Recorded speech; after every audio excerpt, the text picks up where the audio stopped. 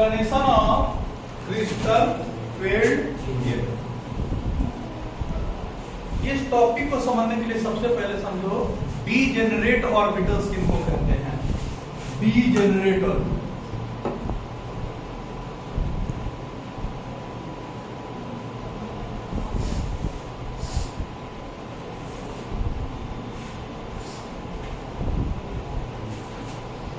S में क्या orbital होता है?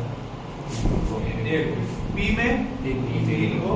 कौन कौन? px py pz। उनका एनर्जी हमेशा क्या रहेगा? बराबर। उनको क्या बोलेंगे? Degenerate orbital. डी में क्या ऑर्बिटल था? पांच को। dxy dyz dxz dx square minus y square और dz स्क्वायर। इन पांचों का एनर्जी क्या रहता है? बराबर। इनको क्या बोलते हैं? Degenerate orbital. यानी जिन ऑर्बिटल्स का एनर्जी क्या रहता है? बराबर रहता है, उन ऑर्बिटल्स को क्या बोला जाता है? Degenerate orbital.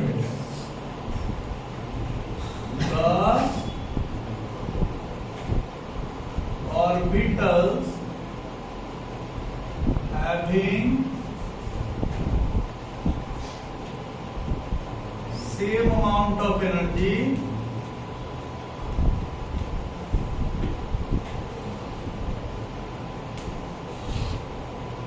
are known as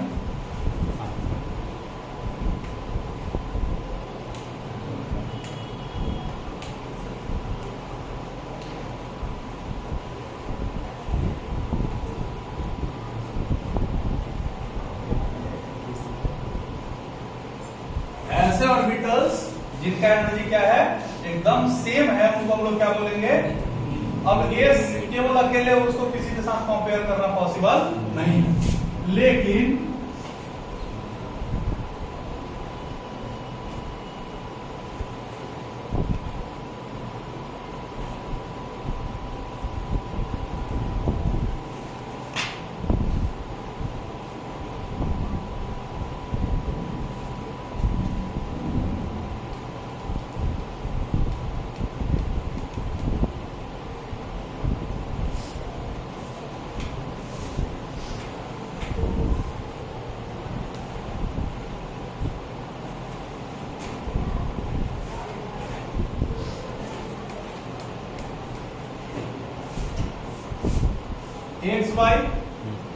XY तीन ऑर्बिटल है। एगो है px है, एगो py है, एगो pz है।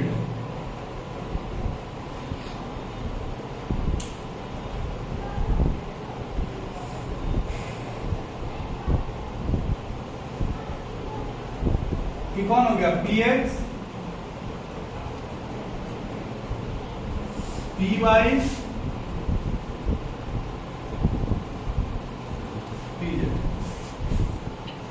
ठीक है। इन तीनों का एनर्जी क्या है? सेम है। ये तीनों एक तीसरे का क्या हो गया? डीजेनरेट ऑर्बिटल हो गया।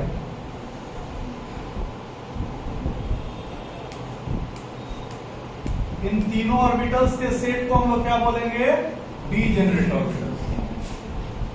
इसी तरीके से डी में 5 ऑर्बिटल होता है।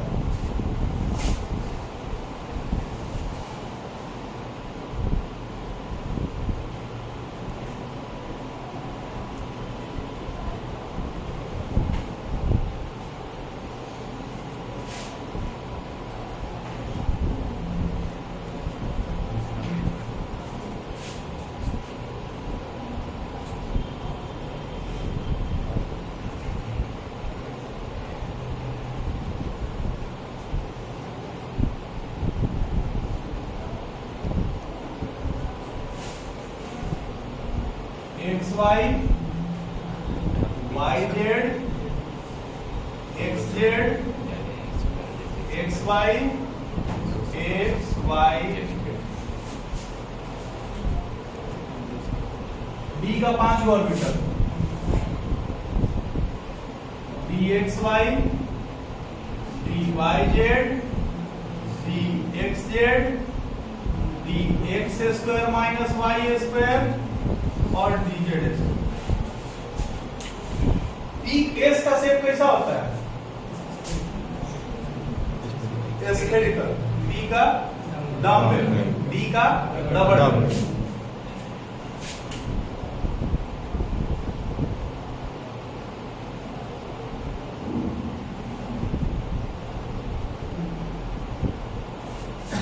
ये x और y के बीच में एग्जिस्ट कर रहा है, इसीलिए ये xy है।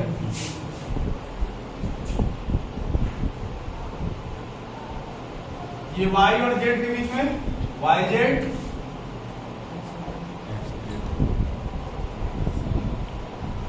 x और z के बीच में है xz। ये x square minus y square है, और ये इसमें दो को लोब बना हुआ है, एक को x स्क्वायर को रिप्रेजेंट कर रहा है, एक y को रिप्रेजेंट कर रहा है, y स्क्वायर को। अभी dz स्क्वायर है, पहला लोब के ऊपर दूसरा लोब दिखाना पॉसिबल नहीं है, इसलिए पहला लोब बनाकर दूसरा लोब को क्या कर दिया, घेर दिया। वो रिप्रेजेंट कर रहा है कि जो दूसरा लोब है वो कहां के ऊपर एग्जिस्ट कर रहा है, पहले लोब के ऊपर ही एग्जिस्ट कर रहा है। ये 5 गो ऑर्बिटल होता है, कौन सा, डी का। इन पांचों ऑर्बिटल्स के सेट को हम लोग क्या बोलते हैं, डीजेनरेट ऑर्बिटल्स।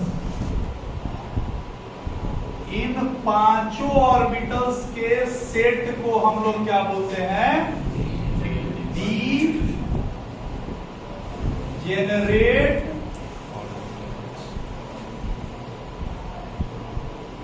ऑर्बिटल्स। ठीक है, और इसे इनका एनर्जी बराबर है। ठीक, किसका डी ऑर्बिटल है, ये सेंट्रल एटम का डी ऑर्बिटल है, और इसे इनका एनर्जी बराबर है, बिल्कुल ठीक ठाक। लेकिन जब लिगेंड इसके ऊपर अटैक करेगा तो जिस डायरेक्शन से अटैक कर रहा है उस डायरेक्शन के ऊपर भी इसका प्रभाव पड़ता है। जैसे अगर ये है, सपोज करो सर्कल में, और सेंटर में लिगेंड है, तो सबके ऊपर फोर्स क्या लगेगा, बराबर लगेगा। लेकिन देख रहे हो कि ओरिएंटेशन सबका अलग अलग है, और अगर किसी एक जगह लिगेंड आता है तो वो सारे पे फोर्स क्या करेगा, अलग अलग लगाएगा। जो एकदम परफेक्ट, जैसे हम ऐसे हैं, अगर हम पेन चला के मारते हैं तो सबसे ज्यादा चोट किसको लगेगा, 1 2 3 को, इनको तनी कम, इनको तनी कम, होने जो बैठा हुआ है सबसे कम। तो है सारा डी ऑर्बिटल ही, लेकिन जो लिगेंड है उसका प्रभाव सब पे क्या है, अलग अलग है। क्यों, क्योंकि मेरा ओरिएंटेशन सबसे क्या है, अलग अलग। तो लिगेंड जो है ना, वो अटैक जब करता है सेंट्रल एटम के ऊपर, तो इनका ओरिएंटेशन अलग है। ये दोनों लोब के बीच में है, तो लोब के बीच में है तो इसके ऊपर फोर्स कुछ और लगेगा, और एकदम लोब के एकदम सीधा सीधा है, तो इसके ऊपर जब लिगेंड अटैक करेगा तो हम सीधा सीधा अटैक करेगा। और जब अटैक करेगा तो ये ज्यादा फोर्स महसूस करेगा, और ये तीनों कम फोर्स महसूस करेगा। जब फोर्स ज्यादा महसूस करेगा तो एनर्जी बढ़ेगा, एनर्जी बढ़ेगा तो कहां जाएगा, ऊपर जाएगा, और जिसका एनर्जी कम रहेगा वो कहां रहेगा, नीचे। तो यही 5 ऑर्बिटल 2 अलग अलग सेट ऑफ ऑर्बिटल में बट गया। एक सेट जिसका एनर्जी कम है और एक सेट जिसका एनर्जी ज्यादा है। इस ऑर्बिटल स्प्लिटिंग को हम लोग बोलते हैं क्रिस्टल फील्ड स्प्लिटिंग। क्या बोलते हैं, क्रिस्टल फील्ड स्प्लिटिंग। ठीक है, टॉपिक डालते हैं हम लोग, crystal field splitting for octahedral complexes. Crystal field splitting for octahedral complexes. Crystal field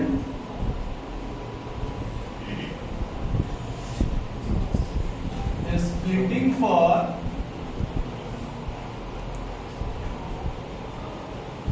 octahedral complexes।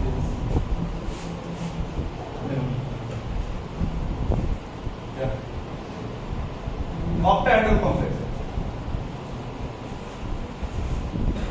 इसमें लिखवा देंगे कि under the influence of ligand,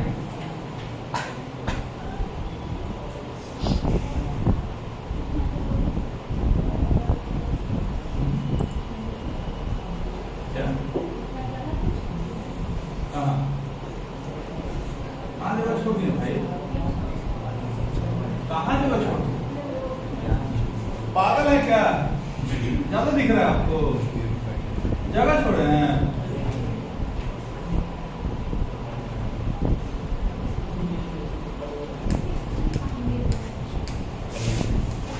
dxy dy dYz dxz dx² minus y² dz²।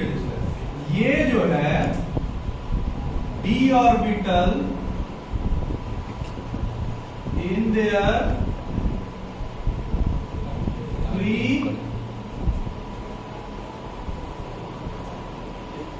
State of metal ion.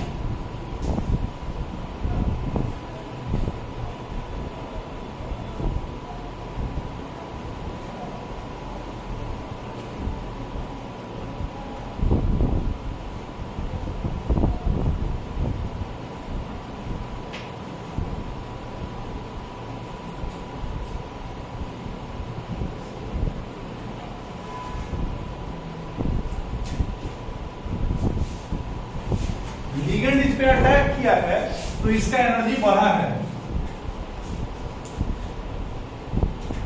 Average energy dxy dyz dxz dx² minus y²। Average energy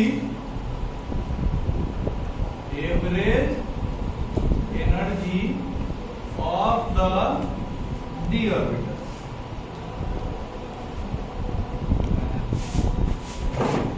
जब average energy हुआ उसके बाद क्या हुआ कि लिगेंड इसके ऊपर अप्रोच किया, तो अप्रोच किया है इसका एनर्जी एवरेज हुआ है।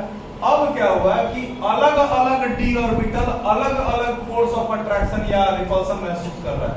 काहे रिपल्सन हुआ ही समझो। इन d ऑर्बिटल्स में इलेक्ट्रॉन्स रहे होंगे। ये d ऑर्बिटल किसका है? मेटल का। इसमें इलेक्ट्रॉन रहा और लिगेंड के पास क्या है? इलेक्ट्रॉन है। तो एक इलेक्ट्रॉन दूसरे इलेक्ट्रॉन को क्या करेगा? रिपेल करेगा। अब रिपल्सन किसके ऊपर डिपेंड करेगा? एंगल के ऊपर। जब तक यहां था तब तक उसके ऊपर रिपल्सन नहीं था, तो सब एक के साथ था। जब एंगल बदला लिगेंड के आने के चलते, तब ये अलग अलग फोर्स को महसूस कर रहा है और ये दो सेट में टूट गया।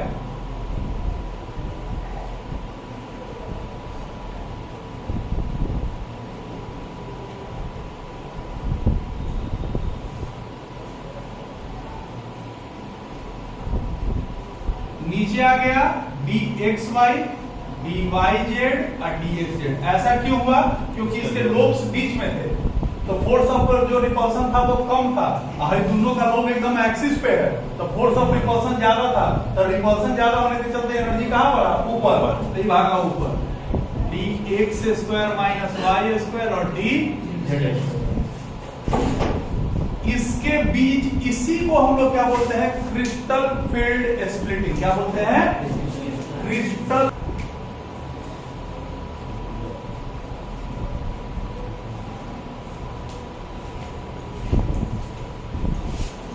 The splitting of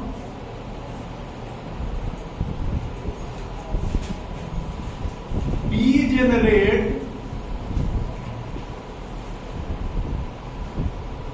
d orbitals under the influence of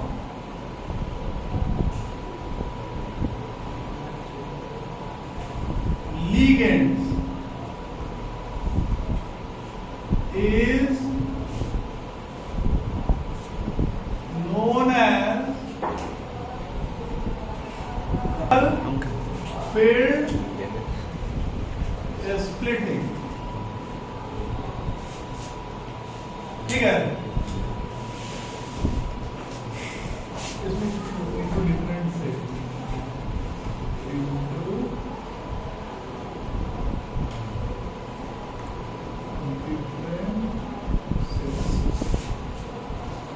क्या हो रहा है? d ऑर्बिटल का स्प्लिटिंग कब? लिगेंड के प्रभाव में। इन्फ्लुएंस का मतलब क्या होता है? प्रभाव में। कब? जब d ऑर्बिटल्स जो है वो अलग अलग स्टेट में टूट रहा है लिगेंड्स के प्रभाव में। इसी को हम लोग क्या बोलते हैं? Crystal field splitting. और इसका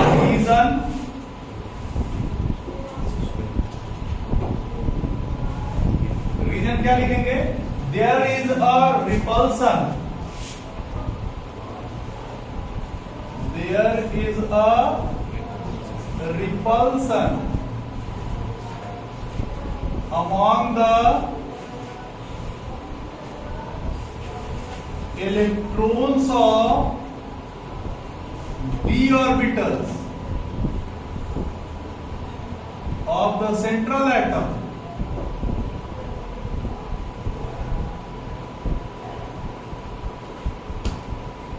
or ion and ligands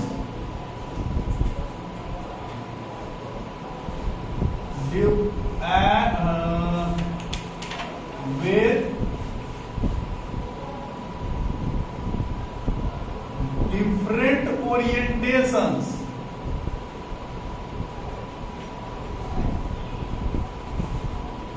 of the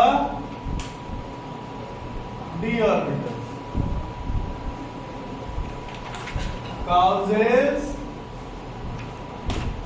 different force of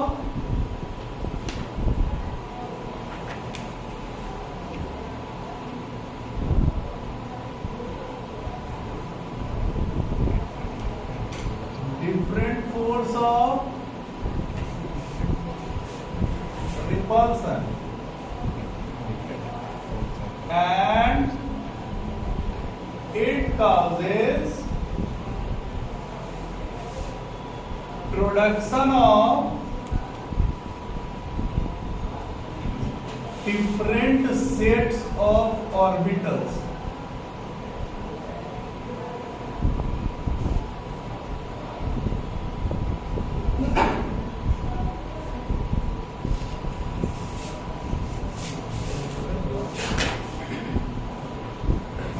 कह रहा है कि डी ऑर्बिटल्स में इलेक्ट्रॉन्स पहले से था, लिगेंड का इलेक्ट्रॉन बाद में आया, दोनों के बीच में रिपल्सन हुआ, दोनों का जो ओरिएंटेशन है अलग अलग, फोर्स ऑफ रिपल्सन अलग अलग, सेट अलग अलग।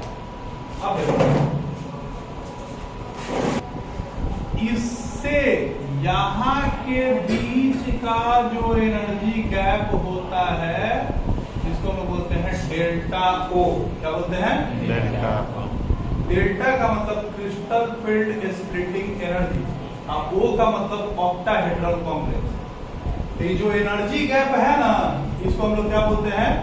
Crystal field splitting energy gap. अच्छा, इस ऑर्बिटल का एनर्जी कम है, तो जिस ऑर्बिटल का एनर्जी कम होता है उसको हम लोग पढ़ते हैं T2G ऑर्बिटल्स। क्या पढ़ते हैं? T2G orbitals. और जिस ऑर्बिटल का एनर्जी ज्यादा होता है उसको हम लोग बोलते हैं EG ऑर्बिटल।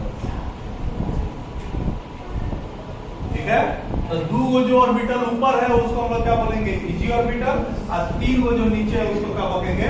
T2G orbital. ठीक है, और EG ऑर्बिटल और T2G ऑर्बिटल के बीच के एनर्जी गैप को हम लोग क्या बोलेंगे? Crystal field splitting energy gap. Field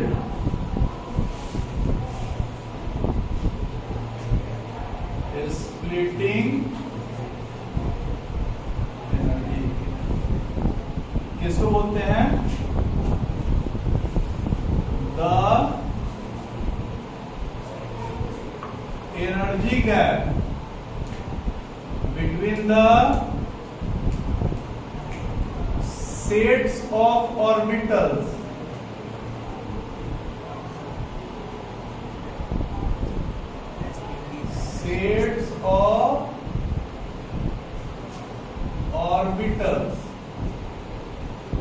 formed during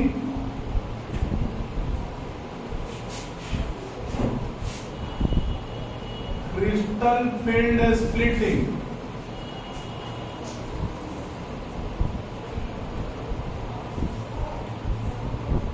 is known as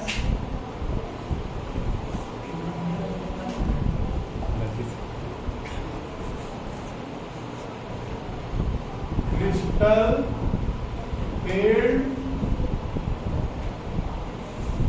splitting energy और crystal field स्टेबलाइजिंग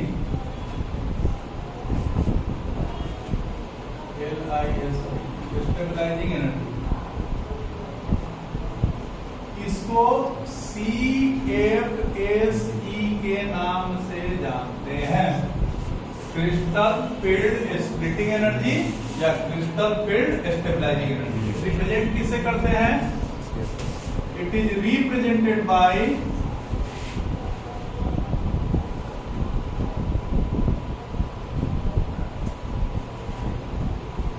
डेल्टा। अगर ऑक्टाहेड्रल है तो क्या लिखेंगे? Delta O। अब देखो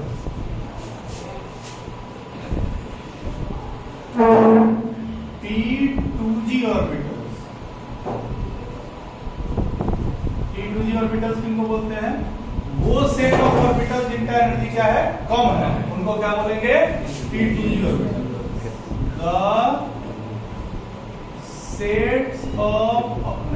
Set of orbitals having comparatively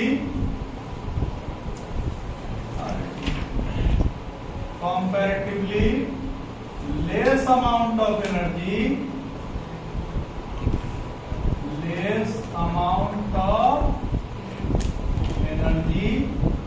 are known as T2G orbitals। ठीक है, और जिन ऑर्बिटल्स का एनर्जी कंपैरेटिवली ज्यादा है उसको EG ऑर्बिटल्स।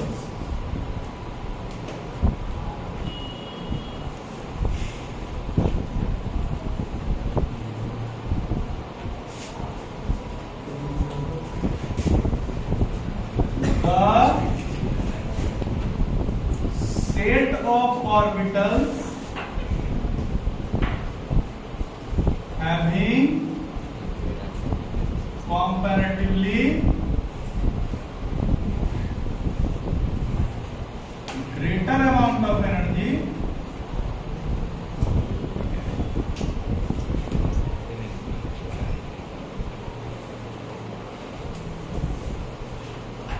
are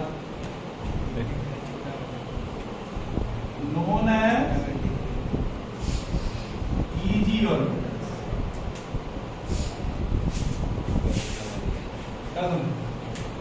अब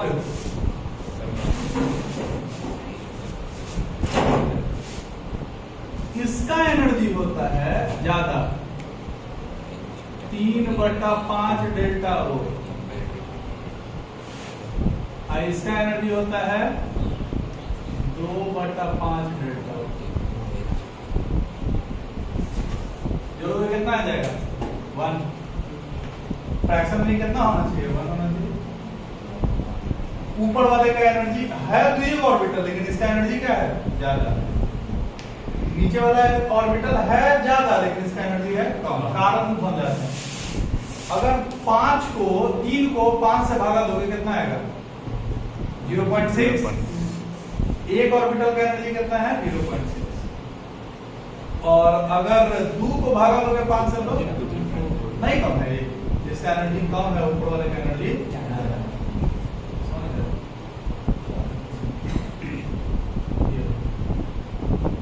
अब टॉपिक समझ में गया। अब एक टॉपिक, स्ट्रॉन्ग लिगेंड और वीक लिगेंड किसको कहते हैं? क्योंकि बैलेंस बॉन्ड थ्योरी का एक कमी था। क्या कमी था? कि वो ये नहीं बता पाता है कि कौन सा लिगेंड स्ट्रॉन्ग होगा और कौन सा वीक है। अब स्ट्रॉन्ग लिगेंड, टाइप्स ऑफ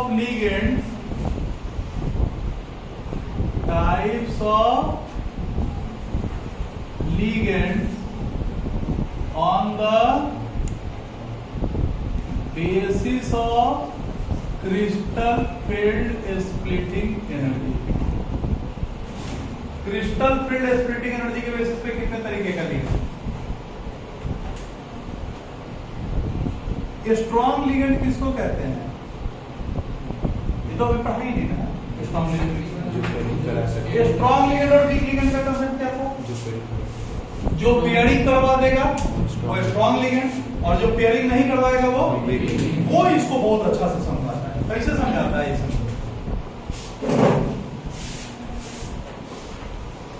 पहला strong ligand,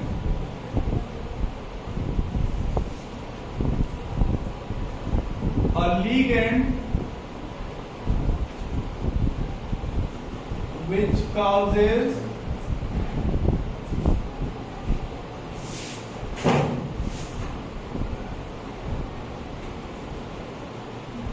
greater crystal field splitting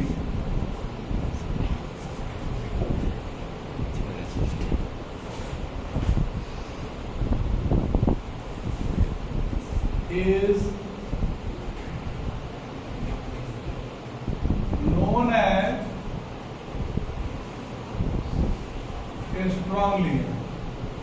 एक ऐसा लिगेंड जो क्या कर रहा है, ज्यादा क्रिस्टल फील्ड स्प्लिटिंग करवा रहा है, उसको हम लोग क्या बोलेंगे, strong ligand.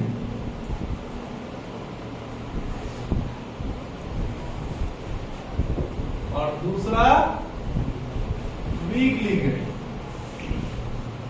a ligand which causes a smaller crystal field splitting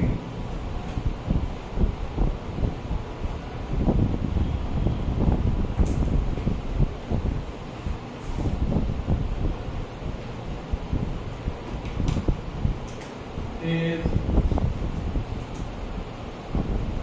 known as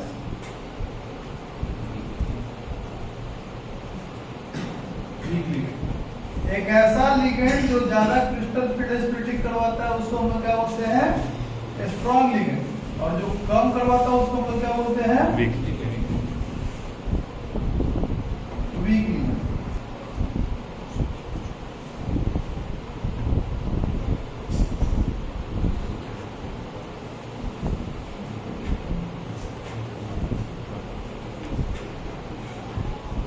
The arrangement of ligands, the arrangement of ligands on the basis of decreasing order of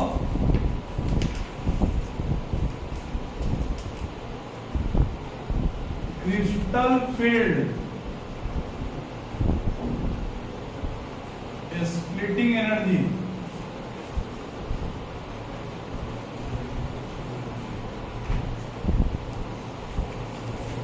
is known as spectrochemical। किसका arrangement, ligand का arrangement. किसके basis पे, decreasing order of crystal field splitting energy पे। मतलब सबसे ऊपर वो रहेगा जो सबसे ज्यादा क्रिस्टल फील्ड करवाएगा, जो सबसे ज्यादा क्रिस्टल फील्ड करवाएगा उसको क्या बोलेंगे, स्ट्रॉन्ग। यानी ये स्ट्रॉन्ग लिगेंड से घटते हुए वीक लिगेंड की ओर बढ़ना ही क्या कहलाता है, क्रिस्टल फील्ड नहीं, स्पेक्ट्रोकेमिकल सीरीज। कार्बन मोनोऑक्साइड सबसे ज्यादा Cn minus,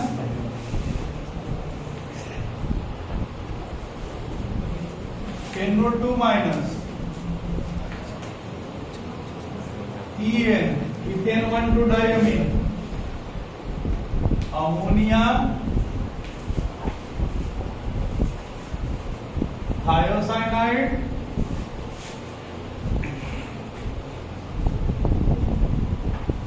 water, oxide,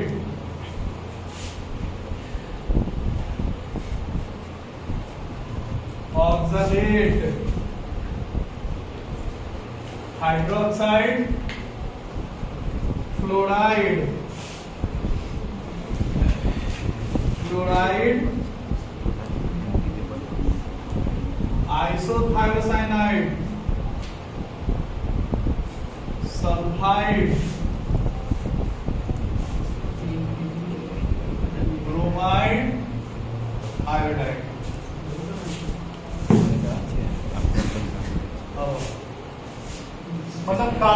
oxide क्या है? सबसे स्ट्रॉन्ग लिगेंड है, और आयोडाइड क्या है? सबसे वीक लिगेंड है। ठीक है। अब एक्सप्लेनेशन ऑफ मैग्नेटिक कैरेक्टर है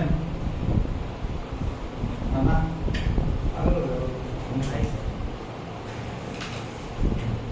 explanation of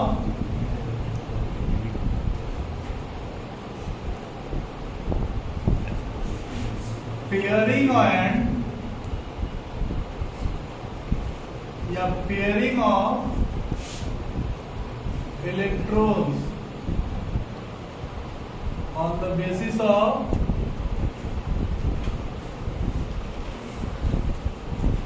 crystal field splitting energy।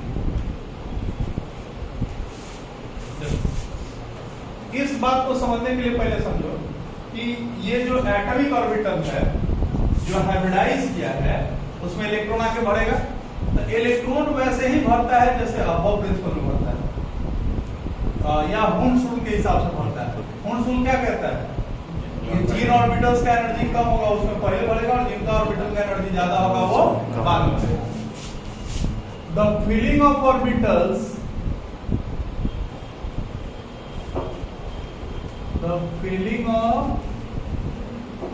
orbitals is done on the basis of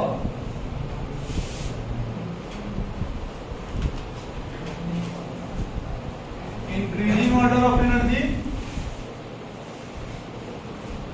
increasing order of orbitals का जो फिलिंग है वो किसके बेसिस पे है? Increasing order of. साथ में the pairing of electron,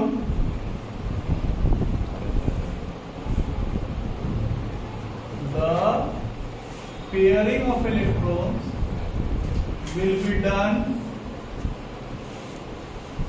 when all the electrons are,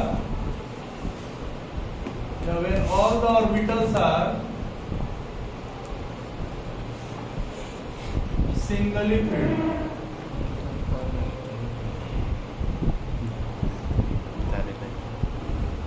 क्या बोल रहा है कि इलेक्ट्रॉन का पेयरिंग तभी संभव है जब पहले सारा इलेक्ट्रॉन का क्या हो जाएगा? पेयरिंग हो जाएगा, सारा एक एक को भर जाएगा, और उसके बाद अगर इलेक्ट्रॉन बचता है तो वो क्या करेगा? पेयरिंग करेगा। अब देखो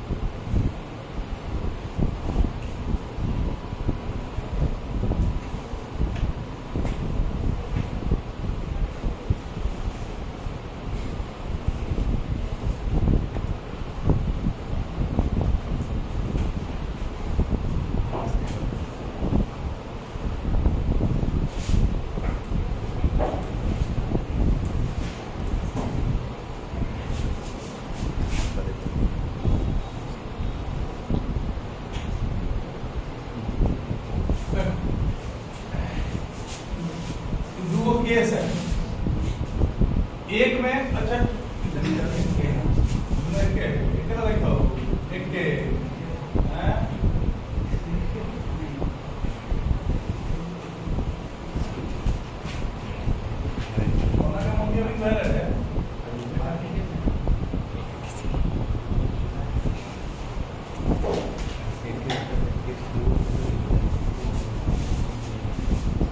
दोनों पांच ऑर्बिटल, लेकिन एक वाले केस में ये क्रिस्टल फील्ड क्या है, ज्यादा है, और एक वाले में क्रिस्टल फील्ड कम है। क्रिस्टल फील्ड ज्यादा है मतलब वो लिगेंड क्या है, स्ट्रॉन्ग लिगेंड है। When ligand is strong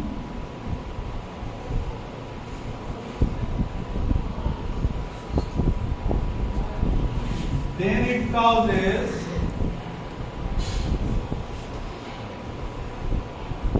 large gap, है ना, और when ligand is weak then it causes small gap। समझने वाला बात समझ, पहला इलेक्ट्रॉन भरना, दूसरा इलेक्ट्रॉन भरना और तीसरा इलेक्ट्रॉन भरना, ये 3 इलेक्ट्रॉन भरने में कोई दिक्कत नहीं है। पहला इलेक्ट्रॉन, दूसरा इलेक्ट्रॉन, तीसरा इलेक्ट्रॉन, इसको भरने में कोई दिक्कत नहीं है। काहे, वो आके पहले किस ऑर्बिटल को ऑक्यूपाई करेगा, जो कम वाला ऑर्बिटल है उसको। ये ऑर्बिटल का कौन है, T2G।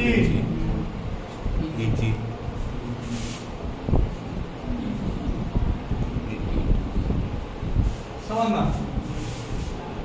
समझो, ए दू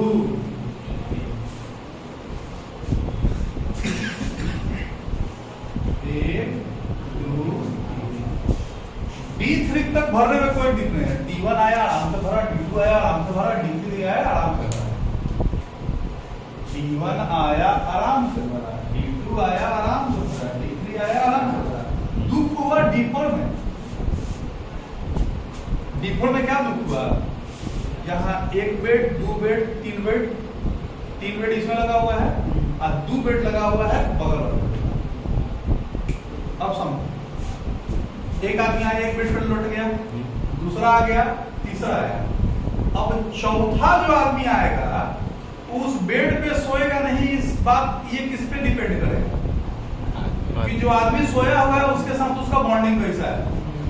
नहीं, अगर गर्मी का दिन है भाई नहीं भाई समझ रहे हो।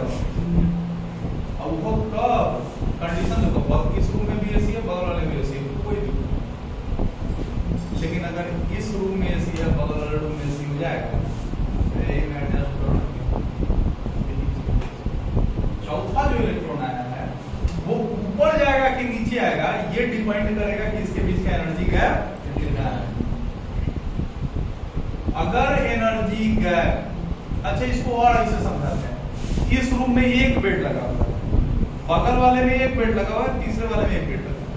अब बाकी 2 जो बेड है वो सामने वाले घर में लगा हुआ है।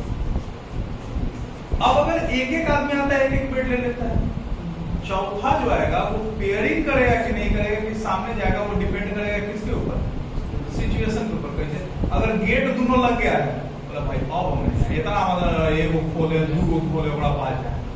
लेकिन अगर गेट खुला हुआ है तो जाने का चांस है।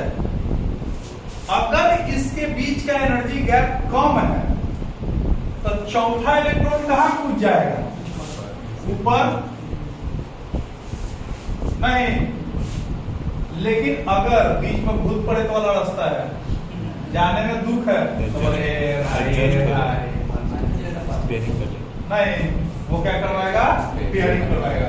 अब समझ में आया कि जो स्ट्रॉन्ग लिगेंड होता था वो पेयरिंग काहे करवा देता था, काहे कि बीच का एनर्जी गैप इतना ज्यादा है कि जो अपकमिंग इलेक्ट्रॉन है वो ऊपर, वही में क्या हो जाता था, पेयरिंग हो जाता था। ठीक है, अगर लिगेंड स्ट्रॉन्ग है तो ये लार्ज गैप होगा and pairing of electron is done and it will form low spin complex. क्या बनाएगा? low spin complex. बुझाया? अगर इसके बीच का crystal field splitting energy gap कम है, then upcoming electron jumps to कौन सा? EG orbital and the pairing of electron is not done and it will form high spin complex. जो ऑर्बिटल्स पेयर नहीं करवा पाते थे वो बनाता था आउटर ऑर्बिटल कॉम्प्लेक्स, और जो पेयरिंग करवा देता था वो बनाता था इनर ऑर्बिटल कॉम्प्लेक्स. जाया बिल्कुल समझ में आ रहा है? अब इसमें मैग्नेटिक नेचर भी समझना.